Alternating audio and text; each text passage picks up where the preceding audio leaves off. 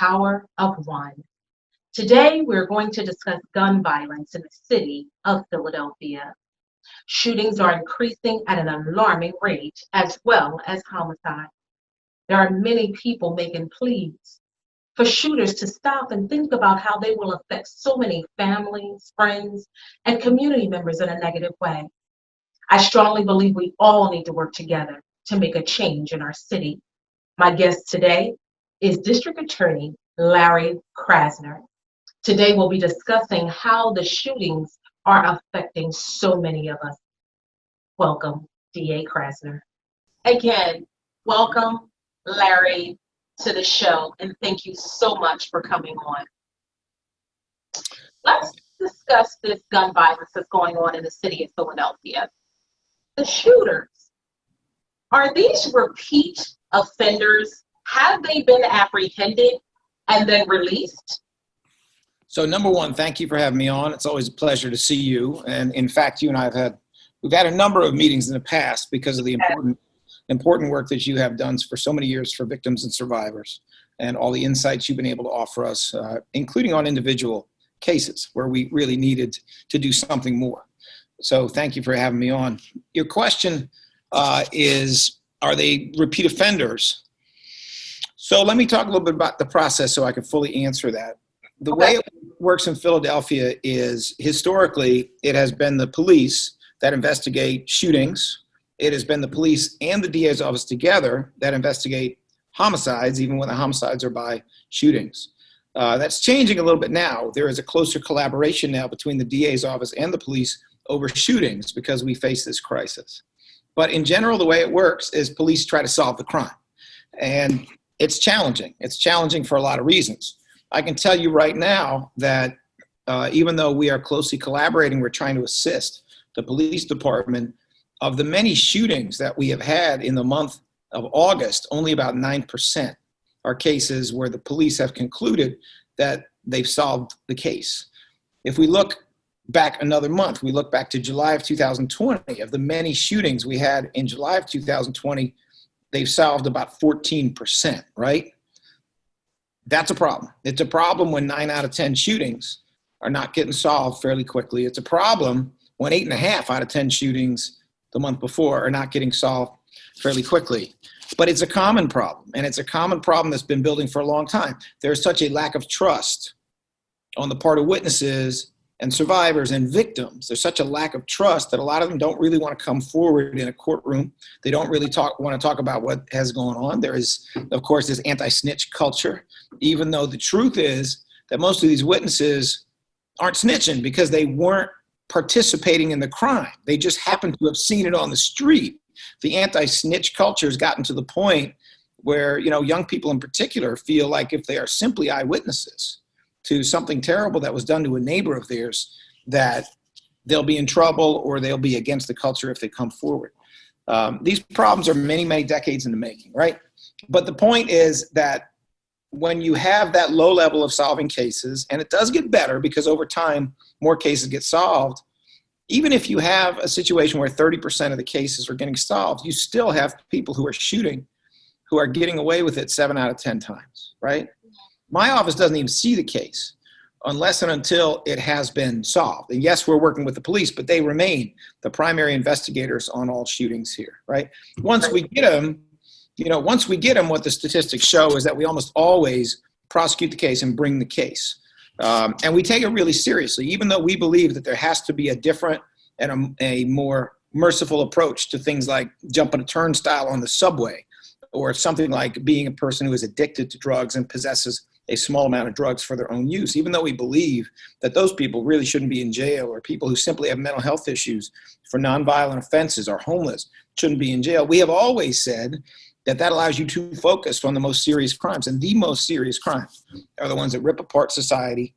It's going to be first-degree felony rape. It's going to be shootings. It's going to be homicides. It's going to be young people getting paralyzed, shot in the back of the head behind a dumpster, these terrible stories that we hear and read about every single day. It's going to be those situations. So we have taken very, very seriously and proactively our role in terms of prosecuting shooting cases. Okay. So most of the people that are, most, if not all, the ones that are locked up for those shootings, they are held most of the time without bail. I can tell you that we try to hold them on the homicide cases where they're charged with first degree murder. Because of the way the law is written in Pennsylvania, they're basically all held, and they are held with zero ability to pay bail. So they're held until the case is over. On the shooting cases and cases, for example, of being a felon who illegally possesses a firearm, on those kinds of cases, overwhelmingly, this office, especially during the pandemic, overwhelmingly, our policy is to pursue essentially $1 million bail. Okay. Now, understand in Philly, $1 million doesn't really mean $1 million because they let people pay a much smaller amount to get out, but it's still high bail. At the moment, and we're working on this, at the moment, we are not getting the bails that we are requesting. Bail decisions are not made by us. They're made by the judges. They're made by bail commissioners, and they're made by judges of two different courts, right? So we ask and we advocate for really high bails for shooting cases, for felon in possession of firearms cases. We don't get them as often as we want. And we are trying to work on that because we do believe, the homeless guy who steals food from a market does not need to be in jail, and they used to be. So we're trying to get them out, but we're also trying to get the guy who's on social media holding a machine gun, who's charged with a shooting, we're trying to get that person held. There are some people involved in shootings who, because they're also involved in high-level drug dealing, can pay $20,000, $30,000 out of their pockets to get out of jail. And so even though we are steady requesting these high bails and trying to get these high bails on truly serious cases, which we believe is appropriate, we're not getting it as often as we would like. I mean, just one example is that of the times we've requested $1 million bail on some of these really serious cases, we're only getting more than $500,000 13% of the time. 87% of the time, the bail's coming in much lower. And what does that really mean? Well, $1 million bail on a 10% system is $100,000, except if you pay a bail bondsman, it's a third of that, right? So $1 million bail, at least you got to pay $30-some thousand. But by the time you get down to a $100,000 bail, it actually only takes you $3,333 with a bail bondsman to get out on that. So like 100,000 sounds like a lot. No, it's not. If you can get out on $3,333. And that's the challenge that we have is, we really are trying to bring all these reforms we've talked about, but that means we need to hold people who are truly dangerous before they get to trial. And that's really powerful what you just said. So people like me on the outside looking in, we're thinking, okay, the officers are arresting them, and then they come right before the district attorney's office and they're being released. So that was a great explanation. So now you offer a lot of clarity to people, which is great. So my next question is, since you've been the DA, has anyone received first degree murder sentence? And does all defendants, are they offered a deal? And if so, what's the reason behind those decisions? Sure. So number one, yes, we have not only had many people receive a first degree murder sentence in Pennsylvania, but we've had many different first degree murder verdicts of guilty in front of juries. Under Pennsylvania law, there are only two possible outcomes in terms of sentence for a first degree murder conviction or guilty plea. And those two possible outcomes are a sentence of life with zero possibility of parole or a death sentence. Are there offers given? There are almost always offers given. They may not be an offer that the defendant wants to take. And that's why we, in many cases, we will offer a defendant an outcome if they plead guilty for good reasons, and they'll reject it and go to trial. But I will give you an example. One of the offers that we gave, and this is probably the highest offer during the administration, was an offer of life without possibility of parole plus 50 years in jail. Okay? That offer was accepted, believe it or not, but it was accepted because the case was so serious that the defendant was willing to accept it. There's some really bad things that happen during a trial, and we always have to be mindful to it. It can be incredibly painful to family members and survivors to go through the trial, and it can also be the kind of pain that doesn't go away, because for the next 30, 40 years, at least 20 years, there's going to be efforts by the defendant after a trial to say the judge made a mistake in ruling on a particular piece of evidence. The judge made a mistake on his jury instruction. The judge made another mistake. The lawyer made a mistake. Everybody made a mistake. So what many families are looking for, families that include survivors, is decades of not really having closure. Right. Rather than if you have a guilty plea, then there's almost no issues, and they don't go through these decades. They get closure from the beginning. In the case I mentioned, where the defendant accepted a guilty plea to life plus 50 years in jail, that was a situation where the victim's two children's mothers wanted that outcome because they knew what a trial meant. Even if you won that trial, they knew that their children's identities would be so tied up with that murder that it would become an even bigger thing in the media. And of course, anything in the media lives on the internet forever, that they didn't want that for their children. And they also didn't want these hearings to go on even after these two women had passed away, right? They wanted an ending to it. They wanted closure, and they did in fact get closure. And the sentence is one that, as it stands today, will never result in those individuals being out of custody. So yes, we have done that. But you did also ask me, do we give offers? Yes, we almost always give offers. Like I said, sometimes the offer is a pretty stiff sentence, like life plus 50 years. But we do almost always give offers because there are bad things that happen with trials, and because you can always lose a trial you hoped you were going to win, because things happen at trial. I was a trial lawyer myself for 30 years. I tried a ton of cases, including homicide cases. And what everybody thinks about how the game is going to go before somebody kicks the football, as we all know, is not exactly how the football game always goes. So you have to guard it.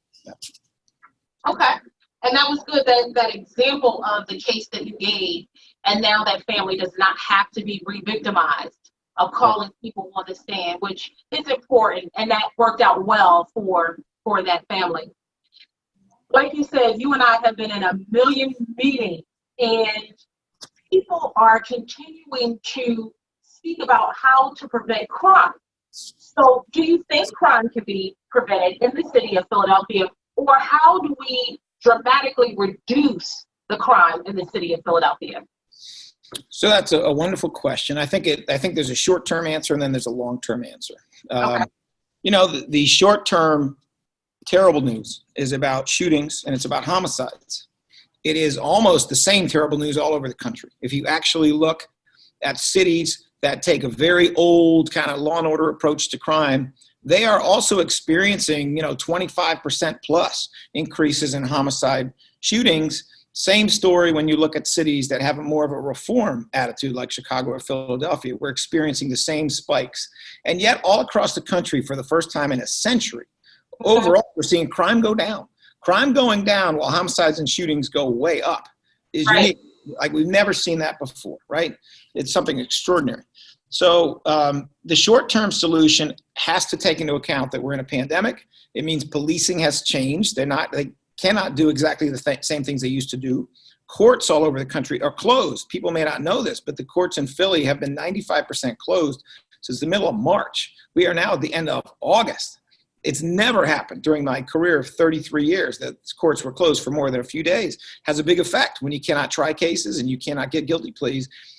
It has a big effect. Probation and parole, even drug testing on probation or parole, keeping appointments. This is all shut down. Electronic monitoring shut down. So we have all of these tremendous challenges that are going on at the same time as we have the second Great Depression. We have people being thrown out of work, a lot of economic instability, and it's taking its toll. It's affecting us in many, many different ways. One of the things we need to do is we need to manage the pandemic better. Another thing that we need to do is we need to come up with new tactics to address the situation we have. I can tell you right now, we're just about to start reopening the courts in Philadelphia in terms of our first jury trial. First jury trial is going to be around September the 8th. That's what we expect. But even then, the volume of cases, Philly has about 100, 130 new cases a day. Wow. And if you have a healthy system, you're going to end about 100 to 130 cases on that same day. They might be 6 months old or 3 months old or a year old, but you're going to end them. So what's going on is we continue to have a lot of new cases come in the system, but we haven't been able to dispose of any of them. So we're going to have to deal with this backlog the best way we can at a time when people are afraid to be on a jury. They're afraid to go to a courthouse. Witnesses are afraid for their health, and they're afraid for their safety. We're going to have to deal with all of that sort of thing. Those are challenges, but we work every day on things like gun violence intervention, which is a way of trying to encourage people who are involved in gunplay to get away from it, but also be very effective in enforcement and accountability for those who will not step away from it. We have done some things to streamline how our office works. So we stuck our homicide lawyers with our shooting lawyers so they could work as a team. And so the more senior ones could mentor the younger ones and provide all of that expertise. We have put people out in the police divisions for the first time in the history of the city. We have 2 of our attorneys actually out in each of the 6 police divisions where they work with detectives and work with police officers about people who are specifically involved in gunplay. And then we also have our gun violence task force, which is a joint effort, has been for over 12 or 13 years, with the state attorney general's office, where they work together on all kinds of things that contribute to gun violence, like straw purchases, meaning the illegal buying and selling of guns through third parties, work on things like ghost guns, these plastic guns now that come with no serial number on them and only a few metal parts that are being used in shootings, and work on many other efforts to use modern technology to try to track and prosecute shooting. So we're working on all of those kinds of things. That's sort of in the short-term effort that you can bring. But let's be real. The long-term effort is not to catch the people who did the killing. It's to stop the killing. It's to prevent the killing. And I think we all know that the roots of this, the real deep roots of this, have to do with 14, 15, 16, 17, 18, 20-year-old young men who feel hopeless, and they have reasons to feel hopeless. And those reasons go way back. One of the reasons for many of them, frankly, is that there's a lot of trouble in the home. Many of them have not had a father in their life. Many of those fathers, frankly, have been incarcerated, sometimes far longer than was necessary. You have educational failure going on. You have drugs or mental health issues in the family. There are some cultures that grow up around this kind of difficulty. And if you talk to people who are doing hard time in Phoenix, and I have talked to them, some of them will talk about a culture of toxic masculinity, a culture in which you would never want to cry in front of your 16-year-old male friends. You'd rather go off and shoot somebody to prove you're tough, to prove you're a hard man, because you can't show that pain and that vulnerability. You would never want to de-escalate a fight, because de-escalating a fight means you're not the meanest, nastiest person around.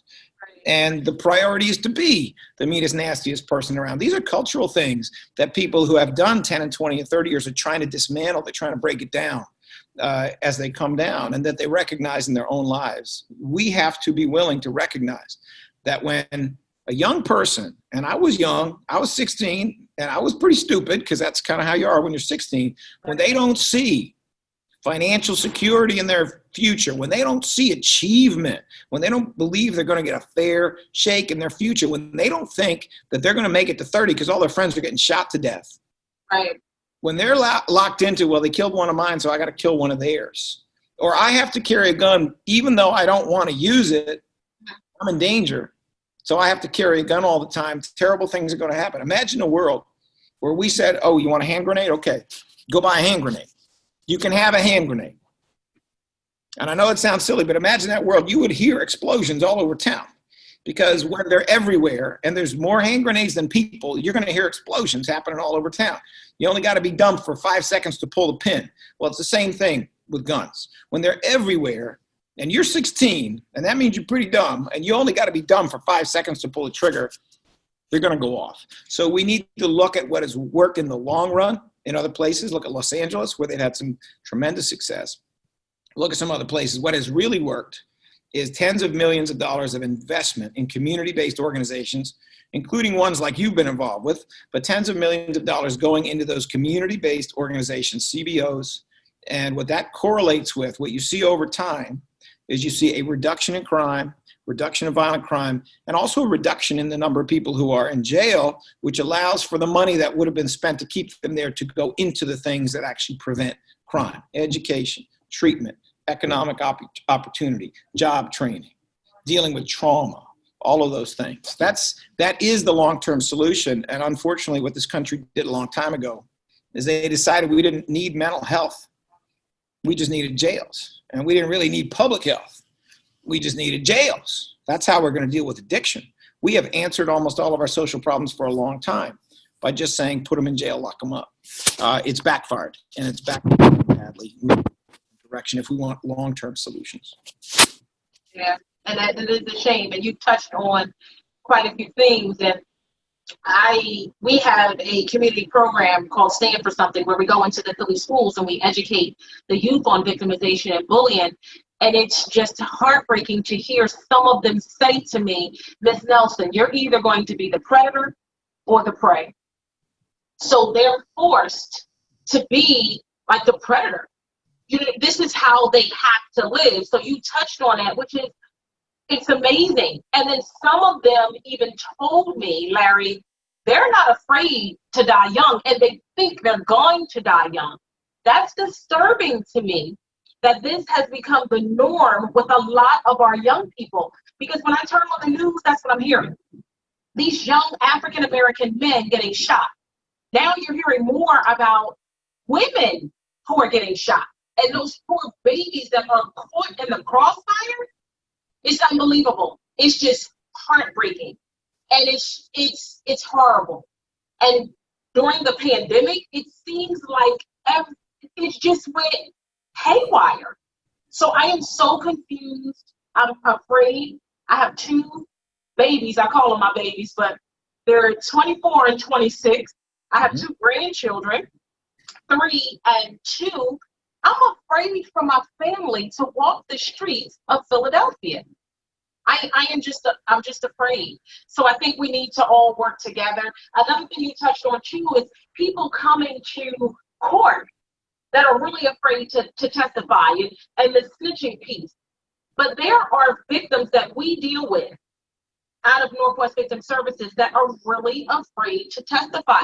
I understand the law enforcement side, where they need people to say who did this. But at the end of the day, how will they be saved? When they have to go back to their neighborhood, and if this person, like you said, they post bail, and they're back in this neighborhood, and they know someone actually said something, forget about the snitch piece, but you've got Miss Jones, who's a senior on her block, and if she says something, she's afraid for her life. So we're dealing with a whole lot of issues, and it leaves a lot of us living in fear, unfortunately. I understand that, and it is one of the greatest challenges the whole court system has. There are certain things that this office does in terms of not turning over addresses and phone numbers, not turning over details where we are permitted about individuals, and we do have our own victim services within the office, plus a special program known as the CURES program for the families of homicide victims. That includes trying to protect them. You know, I get calls from city council people or from individuals with some frequency explaining that they are concerned, that they need to be out of their homes quickly. And in many situations, we're able to help with that. We're able to get them relocated to places that are not disclosed, where they can be safely for some period of time. We don't have as much resources as we would like, but we do get some state resources for that. And we are always going to try to see what we can do to protect people as much as possible in every way possible. But I get that. I mean, you know, part of what has happened with the lack of trust between the community and police, but also between the community and prosecutors, because the history of prosecution in Philly is not pretty. I mean, there have been many instances in which someone who was actually a witness ended up serving time for a crime they didn't commit just because they were a witness. And some detective got the idea that this is the one who did it, or didn't like the way that that witness was acting, right? So there has to be a rebuilding of trust. There has to be a reconciliation and a rebuilding of trust between the community and law enforcement. We are doing that. And I can tell you, we are getting more people coming forward than used to be. We're also getting more people who actually are snitches, meaning 3 people participate in a robbery. The youngest one didn't really plan it and is willing to talk to us about what actually occurred, is willing to be a witness in that situation, because people believe that they can trust our office to be fair to that young person, to understand that even though he was involved in a terrible thing, he was less involved. He was younger. He was led by others. He didn't touch the gun, things of that sort. So we're seeing some positives that an administration that was simply trying to book everybody for as long as possible in every case didn't see. And it does help us to solve crime. But we need other tools. There are forensic tools that the PPD, Philadelphia Police Department, needs to solve crimes. We've been pushing for them to have the money and to have those specific tools to deal with things like cell phones and DNA, so that some cases, more cases, have a layer of evidence that's not just witnesses. I mean, let's be honest. Witnesses have been around since medieval times in trials. This is 2020. Can we have a little DNA? Can we have some fingerprints? Can we have some geolocation of people's cell phones, please? Can we have the text and the emails and the social media? Can we have all these things that are potentially the backbone of a prosecution? Can we have the street video? Can we have video from somebody else's cell phone? All of this is how we get at the truth. And the more that we're able to use these new technologies, but also regain the trust of the community, the better chance we are going to have of being able to successfully prosecute and also simply to solve more crimes with the police department in collaboration. That's good. Well, I want to thank you so much for taking the time to speak with me today. And I love the town hall meetings that are taking place with the district attorney's office, because that line of communication that stays open and that transparency actually helps the Northwest Victim Services, but also the other community-based agencies. And that way we're able to communicate that with our victims and our witnesses and our community members. So Larry, I thank you so much for taking the time to speak with me, and I'm sure we'll be in touch. Melany, thank you so much. I will always know how much you do and how much these organizations do. Thank you so much. Thank you, Larry. Cannot do that. Thank you. Thank you. Thank you for joining me for this episode of The Power of One. If you know someone who was a victim of a crime, a shooting, or a homicide, please contact me directly at 267-808-0350. I am asking all shooters to please stop, rethink, and reverse. Thank you for joining us. Nothing can express why we're in this mess. Can one really explain why there's so much pain? Gone too soon. Thought that there was time to live, enjoy the prime. Life was cut so short, my family gets the report. Gone too soon. Can we stop the violence? Say something, don't be silent. Our sons and daughters, their dreams are buried, never to be seen. Gone